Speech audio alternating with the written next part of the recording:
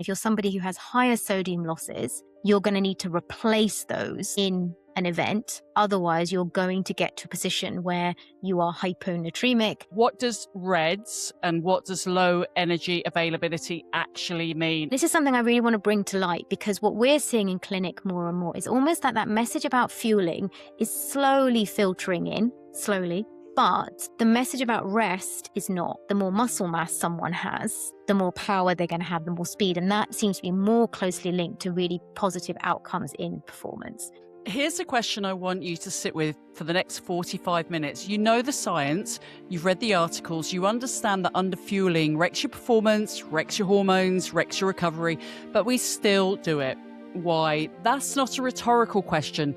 My guest today has spent more than 20 years asking it clinically, personally, and sometimes right in the middle of an ultramarathon. Welcome to VOOM Performance Podcast. I'm Mel Berry, and I'm very excited to launch episode 1 with the wonderful Raini McGregor. If you don't know Renee, she is the mum of 2 wonderful daughters, is a sports dietitian and eating disorder specialist who's worked with some of the most elite athletes in this country, many weekend warriors achieving extraordinary things.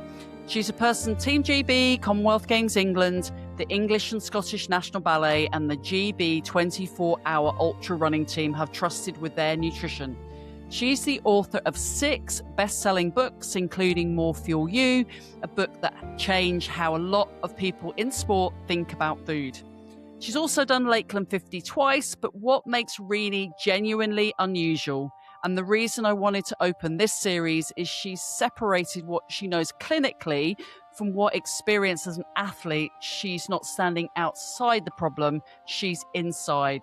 Renee, welcome to VOOM Performance Podcast. Thank you so much, Mel. And I'm very honoured that I have made it to episode 1. That's very exciting. So thank you so much. You're welcome. And I wanted to take that kind of step back, and I have watched Unfiltered and I watched the kind of film, and I wanted to take everybody back to your childhood and understand better why you got into running and your relationship that you had with food in those very early days in Staines. Wow. I'm not sure I can link it all back, but I guess my childhood was probably very atypical of any child of colour growing up in the 80s. You know, there was a lot of racism, there was a lot of prejudice.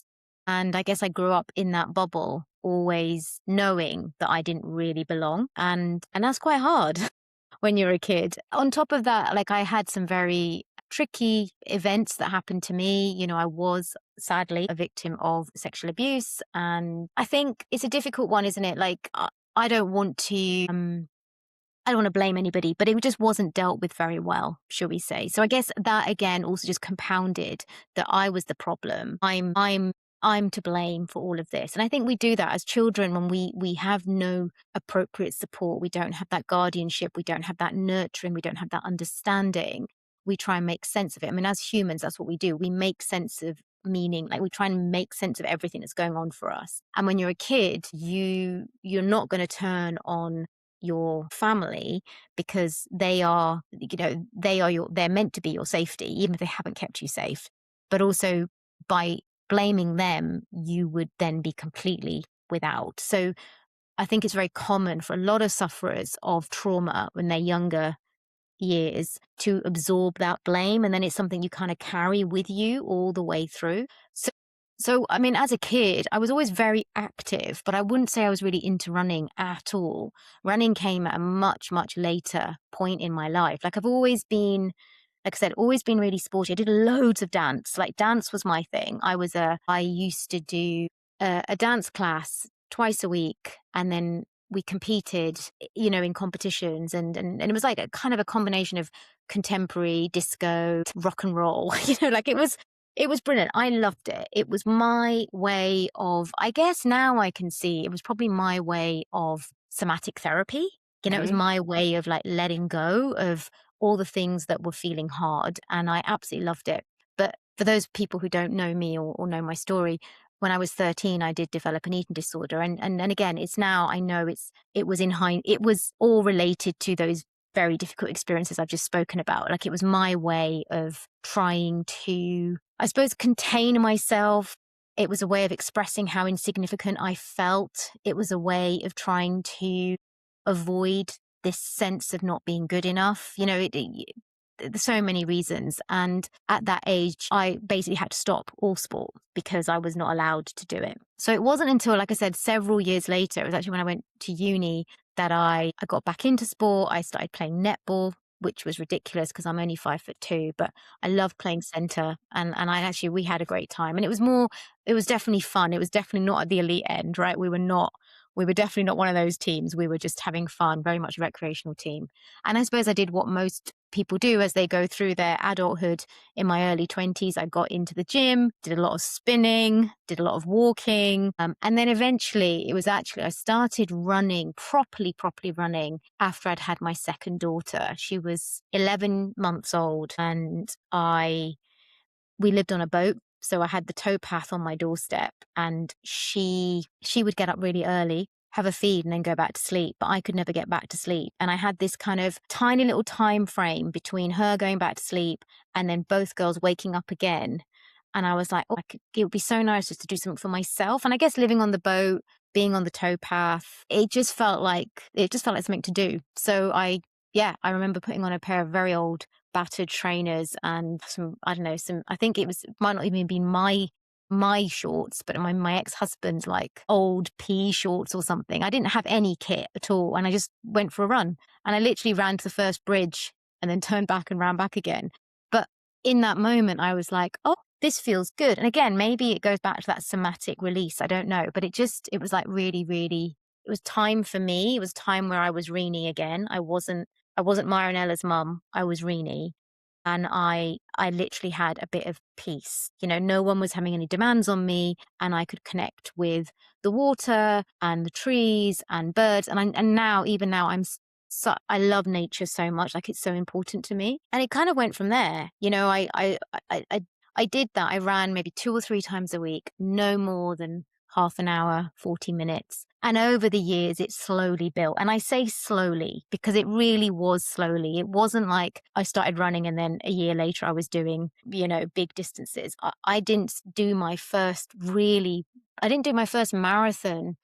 I'd been running 8 years before I did a marathon. I really did take my time. So I guess, running came later, and I can see how it fits with my story now. But at the time, there was no real connection, if that makes sense. Yeah, and thank you for sharing that. And I hope that for many listening, that's a very relatable story. You didn't suddenly become somebody that could go and do, the Lakeland kind of 50 with very little kind of, I guess, background and training. And for you, you've obviously been working in sports nutrition for over 20 years. What's the one thing that you think athletes still struggle with repeatedly, either from a clinical point of view or people that you've seen over that 20 years? I think there are probably 3 main things that I see still being a problem. One is not appreciating just how much fuel they do need to do what they're asking their bodies to do. 2 is not recovering enough. And sometimes that's not in their hands, particularly looking at on the professional end. Like I work with a lot of pro cyclists and thinking about some of the other sports I work with. The competition schedule doesn't always allow for enough recovery between each competition or each race. So that there's really a lack of recovery. And I don't think it's widely discussed in the sporting world just how much stress is placed on the nervous system when you're racing at these high intensities all the time, and then how long it takes for our bodies to recover. So I think that's the other big thing I see. And then the third thing is, particularly in female athletes more than males, but particularly is very much kind of holding their body composition at a place that's just not appropriate for them. That's not saying that it's not appropriate for other people, but it's just not appropriate for them. We all have like this genetic component to what we're going to look like. And yes, we can absolutely fine tune that, but it's still within a parameter. And I think too many people go too far because that narrative of lighter makes you faster is still very pervasive, even though actually we know that that's not actually strictly true. It's not like there's a very good study that came out in the BMJ, I think a couple of years ago now, and it was basically talking about how we shouldn't be using weight as a way of even think about using weight even as a way of kind of predicting what someone's endurance performance is going to be. Actually, what they found is the more muscle mass someone has, the more power they're going to have, the more speed. And that seems to be more closely linked to really positive outcomes in performance, particularly in endurance, which is really interesting because I think we associate that with power sports, but we don't always associate it with endurance sports. And yet it still is really, really relevant. Yeah, and we're going to go and talk about obviously the issues that exist within women's sport in the next 10 minutes. But for you writing More Fuel You, you wanted to look at obviously highlighting fundamentally nutrition, but overlooked population, so women, women's health, menopause, etc. And when we spoke earlier, you talked about the journey that you've been on in the last 6 months, and just tell me more about how you've had to deal with your own, I guess, understanding of how your body's changing in the last 6 months and probably last 10 years. Yeah, I'd be honest. It's really, I want to say this, it has really thrown me, right?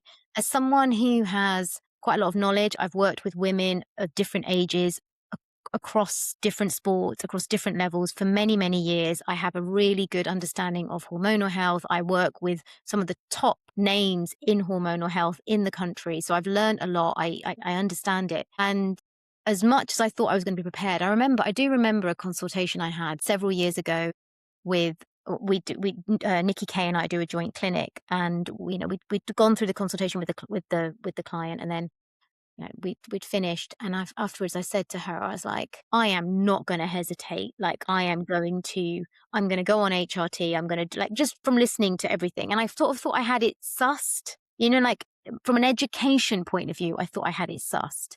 And so I started on HRT actually back in 2024 because I just noticed a real kind of change in anxiety. I was waking up with like palpitations and I just didn't feel that great. There was nothing physical. I just didn't feel great. And I'm very lucky. I've got an amazing GP, and she's trained, she's highly trained she's a menopause specialist GP, and she was brilliant. And it took us a few attempts, but eventually we got to a point where I was like, okay, this feels really comfortable. And so this was back, when I was 48. And yeah, like I just thought, okay, cool. Problem solved. Big tick box. And obviously I then did Lakeland 50 that year. And then of course I did Lakeland 50 last year. And I was able to train really hard and I had the capacity to train really hard, knocked off 46 minutes of my previous year. Like I was like, okay, cool. This is awesome. If this is what getting older feels like, bring it on. Like I was absolutely up for it. And then, like fast forward to, I suppose it was December, January time, and I turned 50 in January. And I wasn't looking forward to it. I'll be honest. I had this real sense of grief about the fact that, well, I've lived most of my life now. And I really struggled with that. Like, I know it was like my belief and it was my grief, but I really struggled with it. And even though my husband was saying, don't be silly, like you're only as young as you're as old as you feel and you're so active and we've got loads of years ahead of us. I don't know. It felt like a real grief. That's all I can say to you. And my mood really plummeted. Like, this is the first time I'm sharing this because it hasn't been something that I've advertised because I'm not that kind of person, generally speaking. And my mood really plummeted. I remember waking up on my 50th birthday and I was in floods of tears for no reason. Like there was nothing wrong. I was in Paris.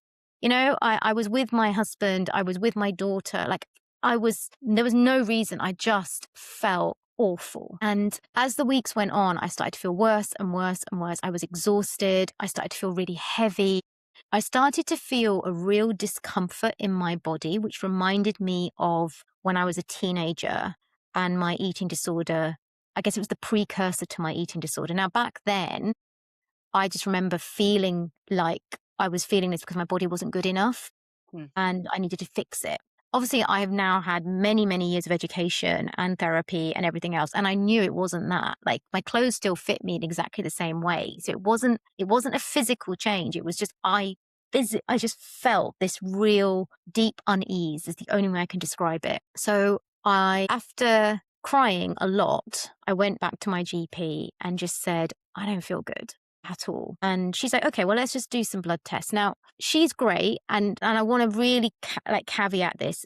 It's not actually very helpful to do blood tests when you're in perimenopause, because the whole reason why we feel so shit is the fact that our hormones are so unpredictable, right? Sometimes they're high, sometimes they're low, sometimes they're doing this even across the day. And so, but we just thought, okay, let's do, because I think in her mind, she thought maybe my levels had dropped because it'd been a couple of years of being on the same amount. And I was on a very small dose of estrogen because I've never been on a high dose. She's like, let's just check, make sure your estrogen levels are not plummeted. And that's why you're feeling like this. And actually what came back was my estrogen levels were really high. And I was like, well, if they're really high, I don't need this. I mean, that was a really stupid decision. Yeah. And and my GP did not encourage me to stop, but I was really like, oh, I don't want to feel like this. This is the reason I feel so shit. I'm coming off the HRT. That was literally the most stupid move I have ever made in my entire life. So I came off the HRT, and for the first week I felt like, oh yeah, this is good. I feel good. I feel better. I feel calmer. This is all good. And then 5 weeks later, I was out for a run with a really good friend of mine, and I had been feeling terrible again, like really bad. And the anxiety had come back. I was crying all the time. And I remember saying to her, we were just like climbing. We were actually in the Howgills, and we were going up the calf, which is a really big climb. And I remember saying to her, like, I just don't want to be here. And she turned around to me and goes, what do you mean here in Howgills? I was like, no, I just don't want to be here. I was like, Sam, I don't want to be here if this is how I'm going to feel for the foreseeable. And it wasn't suicidal. And I want to make that really clear. It was just, I can't do this. I'm so tired of feeling terrible when actually my life's really good. And that's the thing. I can see how good my life is, but I'm just not feeling it. And I think we spent a lot of that day talking things through, and like she listened to me, and then eventually I went back to my GP again, and I admitted that I'd come off the HRT, and she said, I think you should go back.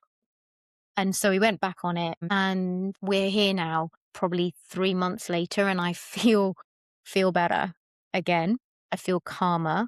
And what she explained to me was, my GP explained, was that often in perimenopause, we can have months where we don't ovulate at all. And then we can have months where we double ovulate or even triple ovulate. And so we suddenly get this massive rise in estrogen, which doesn't match our progesterone. And so we get this estrogen dominance. And that can often be why women feel so and particularly feel sensitive to estrogen, which again is going into doing loads of research and reading loads, realizing that actually women who have had low body weight in the past, who've suffered hypothalamic amenorrhea, who have had difficult trauma, traumas, they often are more sensitive to estrogen. And so they often experience those kind of negative feelings more. So it kind of all started to make a bit more sense to me.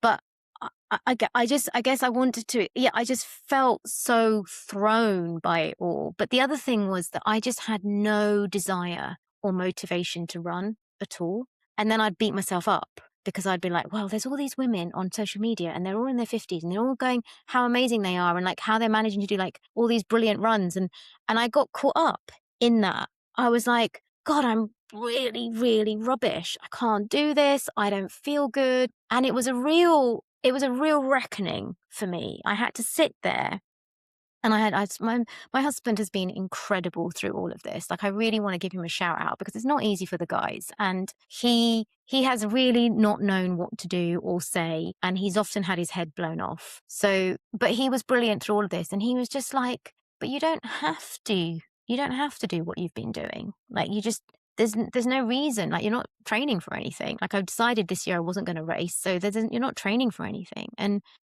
I think it's because I've always been so capable, and I've had to overcome so much adversity, and I've always had the resilience, and I've always had the strength and the determination to keep going and to keep pushing. But for some reason that was not there.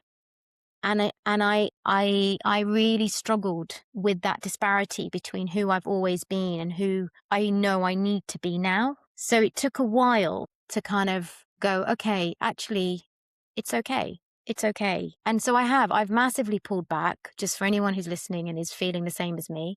I've massively pulled back on my training. I am running a little bit now, but I've also had months where I've done hardly anything. I have engaged in more things like yoga, Pilates. I've done loads of walking and hiking. I've just listened. I've listened to my body and gone, I just can't do this. And do you know what? Like I said, it's been 3 months since I've made all these changes. And I'm not saying I'm out of the woods and I'm not saying life is perfect. And I still have to manage things on a daily basis. But I definitely, definitely feel more like me again. But I'm happier not pushing so much. I guess for me, running it's never been about my worth. I think Yep. running has always been about my connection with people, my connection with the earth, my connection with my body to a certain degree. Like I said, that somatic response. And so I've had to find a different way to regulate. I've had to find different ways to connect with my body inwards, so that I can listen to it. And I'm actually really grateful that I've had this experience, because I think I see it in my clinic every day, women and men, but particularly women who can continue to deplete themselves, continue to beat themselves up for not doing enough, and don't listen. They're trying to control their bodies. And actually, we don't need to control our bodies, because our bodies know what they need. We just need to learn to listen. And that's been my message. I mean, from More Fuel You, that's been my message all the way through. But it was really interesting that I went through this phase where it was hard for me to listen, because it felt so different to where I'd always been. I And think it's that identity piece, isn't it? And I was kind of laughing as you tell the story, because I know 2 years ago we both did Grisdale half marathon. You a lot faster than I. I went back this year to do it with a significant amount of stress, had a cold. And then after it, I just went, oh, I don't think I need HRT anymore. I'm not going to do it. I had the same feeling. I was like, oh, the first week, I was like, great. I'm doing strength training. I'm doing everything.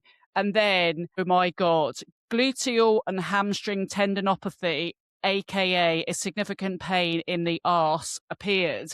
And I went through the same kind of process. And I know that my body needs estrogen. I know that it needs that, as well as all the strength training, as well as, I then went down that kind of collagen route as well. And again, feel a kind of $1 million. And I think the important thing listening to you, and hopefully, sharing a very basic part of my kind of story, is it's okay not to be okay. Even when you like someone like you that has all of that knowledge and expertise, it's still having to process that under a spotlight of society, because you click on social and somebody's lifting their own body weight and doing 20 pull-ups and they're the same age as you, and you feel that you're not good enough. yeah, totally. And I think I also just want to say, like, obviously for Mel and I, having estrogen and being on HRT has been a big part of the puzzle, but that doesn't mean that is for every woman. And I think that's really important as well. It's like, we all have to find our way. And for some women, it's not possible to be on HRT. And,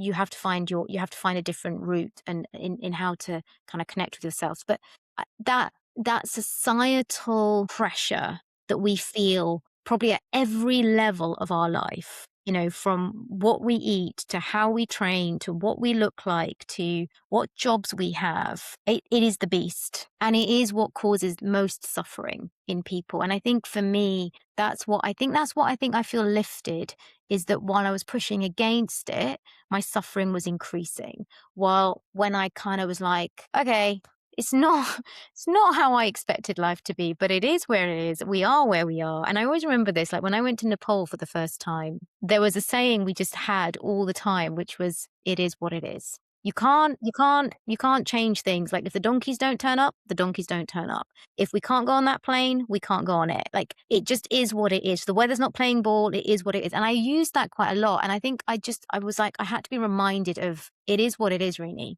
And you are where you are. And you can either push back against it and increase your suffering, or you can take a moment and you can just go, okay, we'll see what happens. Now, I don't know whether where I am at the moment is temporary or permanent, but I'm okay with that. I'm okay with the not knowing. And, like I said, running is not my worth. It is also, I was even talking to my husband about it this morning. I was like, I went for a really nice run this weekend with some friends and I had a really brilliant time. And it's the first like longer run I've done in a while. in a long while. And I say longer, not that long, but long enough. What And is it like in terms of distance? I mean, it was 16K, but it was 2 hours, but we were going up and down fells. So, it was, and I just felt so happy at the end of it, but not because I'd done the run, but because I'd had such a great time being in the fells, being with my friends. We stopped at Chester's. If anybody doesn't know, Chester's is brilliant. It's a really amazing cafe in the Lake District. We had cinnamon buns. It was just the whole experience for me. And I said that to my husband. I was like, I don't need to race again. Racing is not something I really enjoy, if I'm being honest.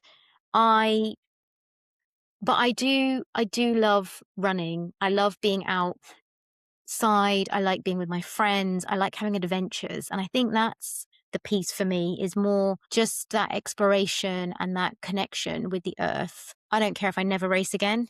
If I'm honest, it doesn't define me in any form or manner. Yeah, and yeah, I agree with so much on that. And let's go back to part of the conversations that you have a lot of knowledge and expertise, and obviously red S and low energy availability. It's a well discussed subject, but let's just take it back. What does REDS and what does low energy availability actually mean? And what are some of the signs that somebody might be seeing or see in someone else around them? Okay, so REDS stands for relative energy deficiency in sport, and it's probably not the best term to describe what's really going on, but it is what we use, so we'll go with it. And REDS is a presentation.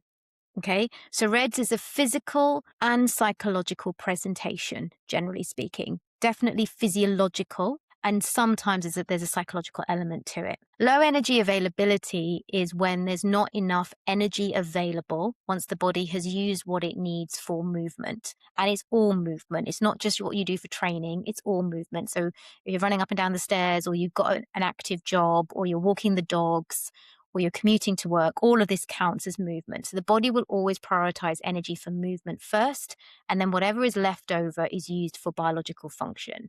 And of course, even that has a hierarchy system, right? So it will kind of trying to keep your brain going, your heart going, your lungs going, and then it will move into like your hormones, your digestive system, your circulatory system, your nervous system, right? So this is where it gets interesting. Low energy availability underpins REDS.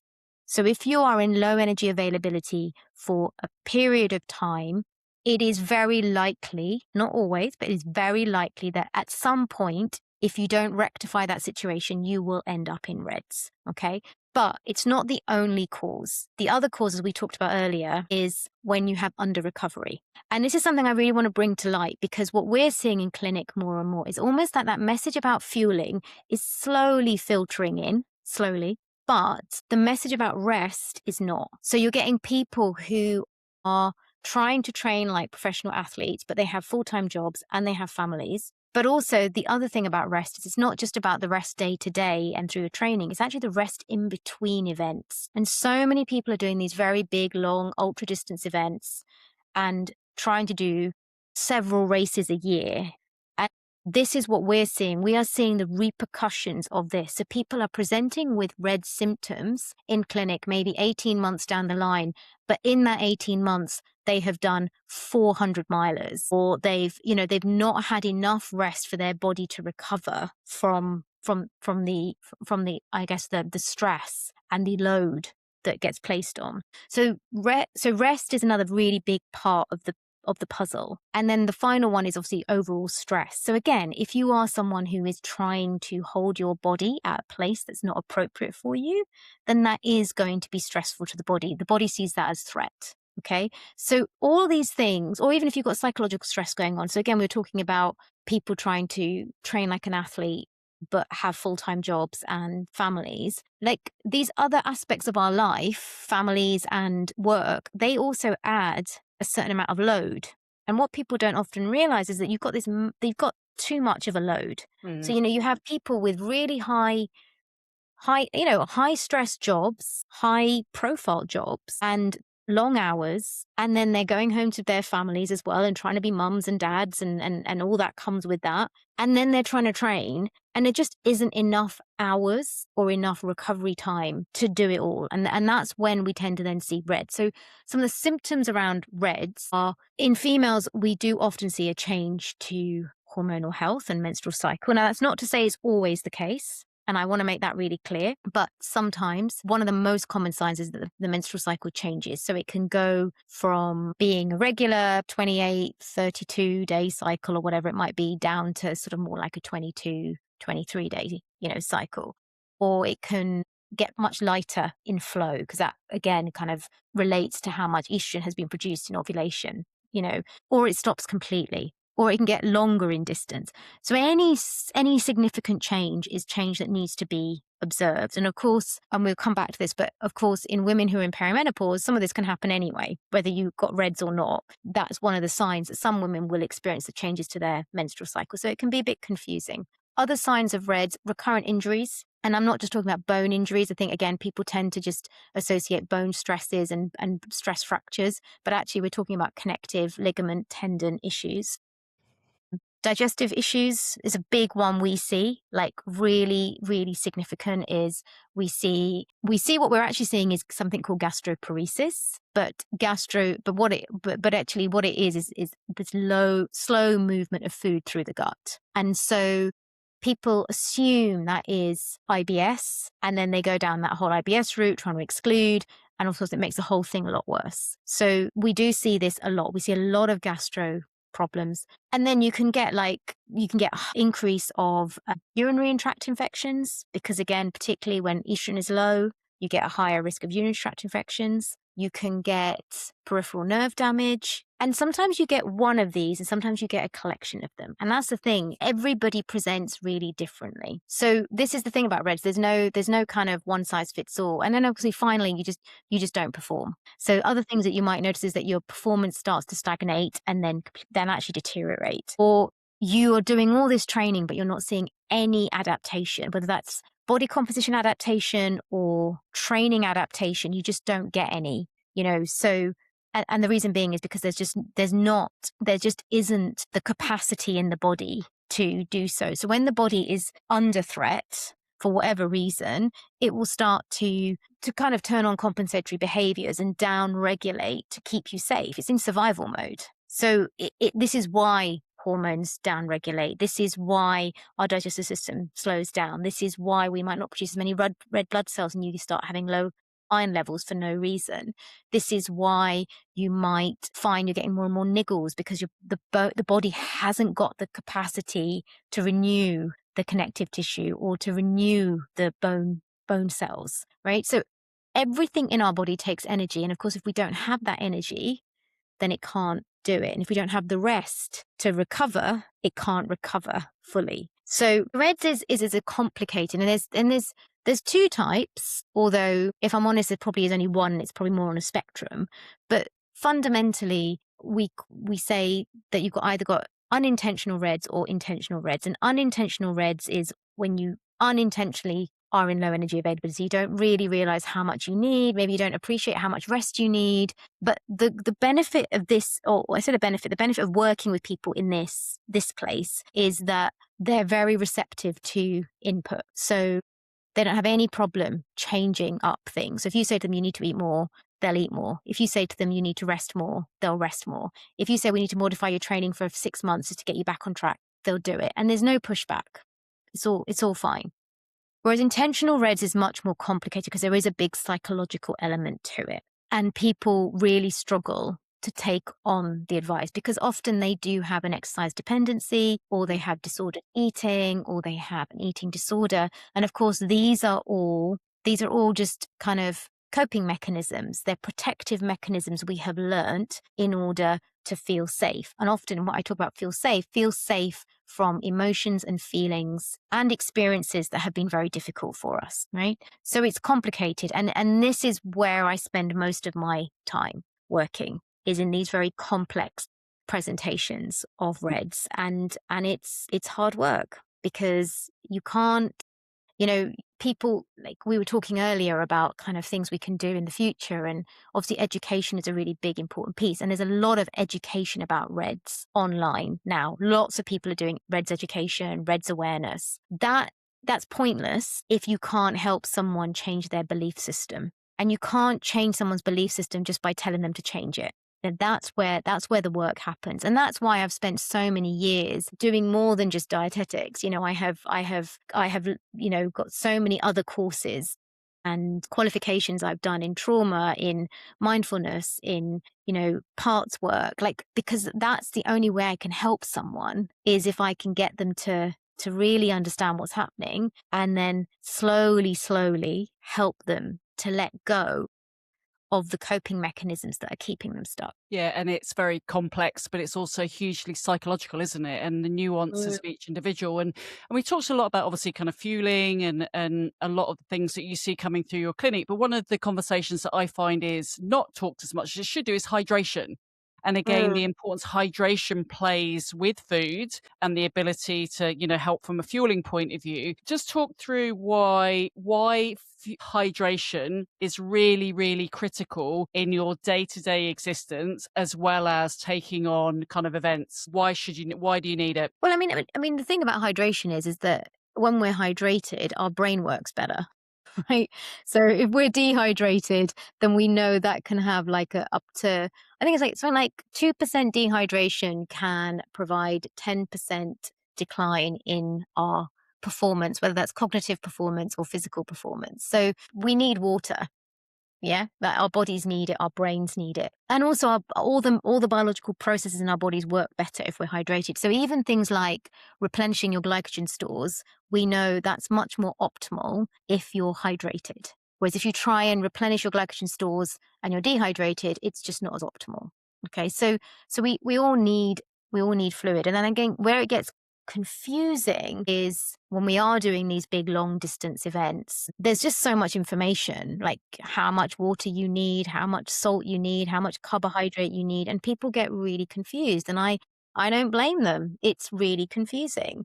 And there isn't a one size fits all. This is definitely something that you have to start working out for yourself, right? So firstly, we all have different rates of loss of fluid. So, you could be doing exactly the same event. You and I could be out doing exactly the same event, same conditions, and you will lose more liquid maybe than I will, or vice versa. And that's a genetic thing. So that's the first thing. Similarly, we all have different sodium losses. So again, and again, that's not about being fitter or not being fitter. It's genetically predisposed, whether you have a higher sodium loss or a lower sodium loss. So again, if you're somebody who has higher sodium losses, you're going to need to replace those in an event. Otherwise, you're going to get to a position where you are hyponatremic. And of course, that's when we know things can get problematic. And you can also start to feel sick and not take on fuel, et cetera, et cetera. So it's not a simple thing. But where people get lost is, well, how do you pull this all together? And it's not easy. And even when I'm working with athletes, we do a lot of groundwork. So I'm actually heading out to Andorra on Thursday because I'm crewing for an athlete at Andorra 100. And we've been doing so much homework over these last few months. So we know what her sweat losses are because she did have a sweat test. So we know what she loses. But also she's been doing loads of runs where she's weighed herself before and after and in different conditions so that we can start to map that out as well. So in hot conditions, we know she loses quite a lot of fluid per hour. But actually in her case, even in cool conditions, she loses quite a lot of fluid per hour. So it's interesting. So, and then when it comes to how much sodium you replace, we know that it's sodium per liter of fluid. So it's not sodium per hour, which is where so many people make mistakes and usually end up then overdoing it. It's sodium per liter of fluid. So let's say, for argument's sake, you lose a liter of fluid per hour, then that's a nice, easy equation. And then you roughly know how much sodium you lose per hour. Then you go, okay, so every hour I need to take on a liter of fluid with whatever 700 milligrams of sodium. And if you do that, you keep the internal environment stable, which means you can then absorb carbohydrate without any issue. But the problem is if you tip the balance, if you become too dehydrated, then it's more difficult to absorb carbohydrate. And if you become too hyponatremic, then you start to feel sick and you don't want to take on the carbohydrate. So that triangle is really important. And you don't have to necessarily go and do a sweat test. I know that's what people will say. I don't want to go and do a sweat test. You start with a ballpark. So the average we know from lots and lots of studies is most people sit somewhere between a loss of 700 to 900 milligrams of sodium per liter of fluid. So if you are somebody who, when you go running, you notice that your eyes start to sting, you probably got white crystals on your vest and on your t-shirt, you're probably on the higher end. So you start with 900 and you see how you go in your training. That's why we do training. That's why we do training runs. That's why we practice our nutrition, right? Because this is how you learn. And you see and you think, okay, yeah, that I feel good if I do that. Or actually, I still don't feel great. I still feel like my stomach's like a bit like a washing machine. So then you up it. You go to 1,000. Similarly, if you don't really notice much sweat, you might start on the lower end. And even then you might be like, everything tastes really salty. So you reduce it again. So you don't have to necessarily do the sweat test, but you do need to play around with it to make sure it works for you. But you've also got to remember the environment you're going to be in, the conditions you're going to be in, because that also has an impact on the amount of fluid you lose. So your sweat rate never changes, but the amount of fluid loss does change. And of course, if we get dehydrated, we don't make very good decisions either. So that also doesn't help. It's often when people get lost or fall over a branch. Yeah, and it's that cognitive function, isn't it? And we talked a lot about sodium, but if you kind of bring that into probably what people know more, electrolytes, and electrolytes are often made up of many of the things that you've just spoken about. What's the role of electrolytes and why is it really important? Because a lot of people go, well, I'm just drinking water because it's good for me. Why do you need electrolytes when you're doing, I guess, anything from an hour plus of some kind of activity? So sodium is one of the key electrolytes in most electrolyte mixes. And I would say that electrolytes become really important once you're in that 2-hour plus situation, particularly if it's warmer. If you're only running for an hour, you probably get away with it. Also, because you come back and you would hydrate and you'd eat food and you'd probably get your salt back in. So the reason we're talking about electrolytes is that obviously we lose salt and other salts like potassium and magnesium in our sweat, and these need to be replaced because if they're not replaced, they make it more difficult for us to absorb water, particularly sodium. It's really important for absorbing water back into the muscles and back into the body. So again, if you get too depleted, then you can't draw water in. So you feel thirsty and you keep drinking, you keep drinking, you keep drinking. You're just drinking water and you're not replacing sodium. That's why we end up becoming hyponatremic and you end up feeling like you've got this washing machine going around in your stomach.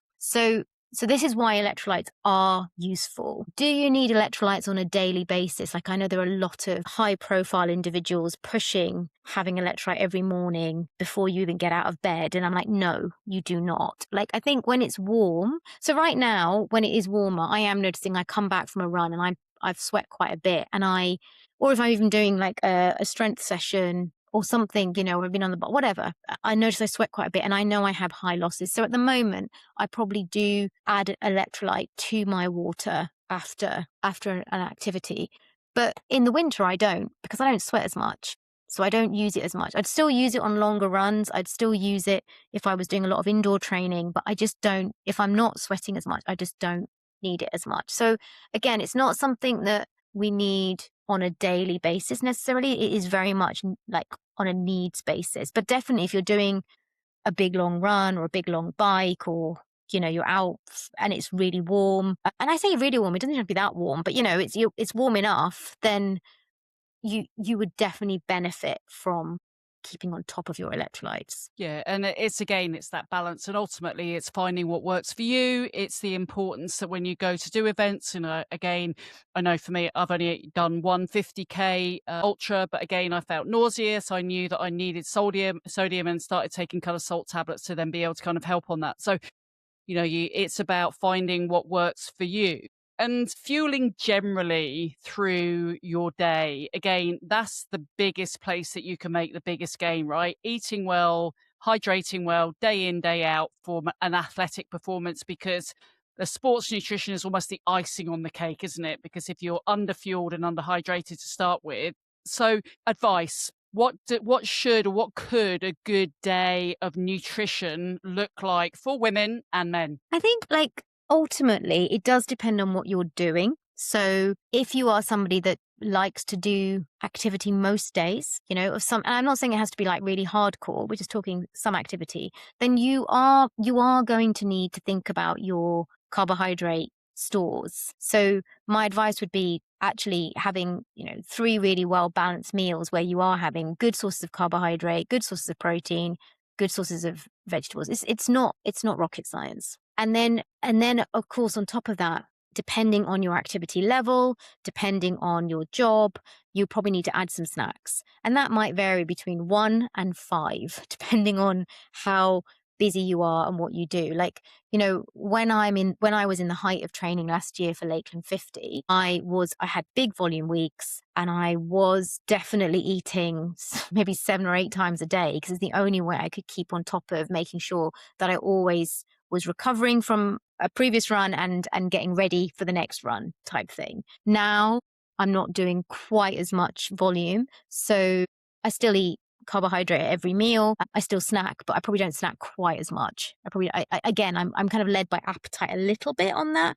But again, what I will say about that is you do also need to sometimes be a bit mechanical too, because especially when you've done a hard session or a long session or you've run in the heat or whatever, your appetite can drop. And so then you sort of think, oh, I don't need anything. Because if you're listening to your hunger cues, you won't need anything. And that's, again, a classic opportunity to end up underfueled because you haven't replaced your nutrition at the right time. So that's where recovery drinks can be really good because you can just have them ready in the fridge and you get in and you drink them and you're kind of replenishing yourself and you don't even think about food. And even if you can't eat for another hour or two, that's okay because you've already started that recovery process. So for me, it's not about you must eat porridge for breakfast and you must eat a jacket potato for lunch. It's not that. It's more just being really consistent with your choices, but not under doing the carbs, because I think people still are so fearful of carbs. People are so carbs are still so demonized, and they don't need to be because they're really good for you, particularly if you are someone who is active, because you need carbohydrate not just for the energy, but you also need carbohydrate then for the recovery, because that's what helps those bone cells recover. That's what helps your muscles repair the tears. That, carbohydrate combined with protein helps those muscle tears, but the carbohydrate element also helps you to translate that signal of the training into progress, right? So that's the key thing. Is I think it's not, again, we can't really give a one size fits all because we're all so different, and our lifestyles are different and our activity levels are different. And even the fact that our body compositions will be different. So if you have a higher muscle mass, your requirements will be higher because you will be using more energy per minute just sat around. Okay. So, I'm not going to sit here and give an example menu because I think it's not particularly helpful in the sense of everybody will be different. But what I would say is it is that regularity and the consistency and not skimping on any food group, really. Yeah, and the importance that carbohydrates has. I laughed, listened to one of your podcasts where you said that you were listening or you were reading an athlete's diary, and on day X, there was no carbohydrates in. And you said, but why? And she said, well, it was a rest day, so I don't need kind of carbohydrates. I think if you take one point from this, it's about consistency. You consistently eat well and hydrate well through the week. And again, understanding kind of your body is the critical thing to do, isn't it? Yeah, absolutely. And I think just don't be fearful. Like I was doing a podcast the other day with it was a female athlete panel, and one of those female athletes had been part of a study, and she is elite level. So I'm not going to say that is,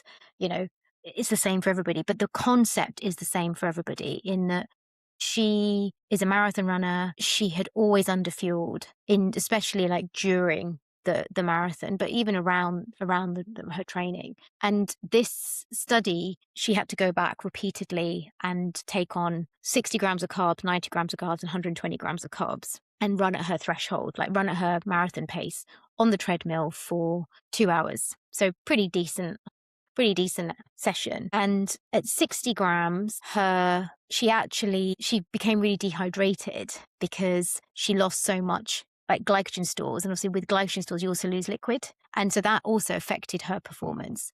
Whereas at 120 grams, even though there was she had to learn to train her gut to cope with that, she was actually utilizing, I mean, yes, she's an elite level. I'm not saying we're all the same, but in her sort of capacity, she was using 2 grams of carbohydrate per minute, but she was using it, she was absorbing it, she was taking it, and she was utilizing it. Whereas at 60 grams, she was under giving her body what she needed. So she was able to maintain her speed for so much longer without getting fatigued because she was actually giving her body what she needed. So I'm not saying everybody should go out and eat 120 grams of carbs. I'm not saying that. I'm just saying that what we utilize, we utilize a lot more carbohydrate than we think we do when we're running. But if we don't give our bodies that carbohydrate, we won't utilize it. So we won't feel the benefits of it.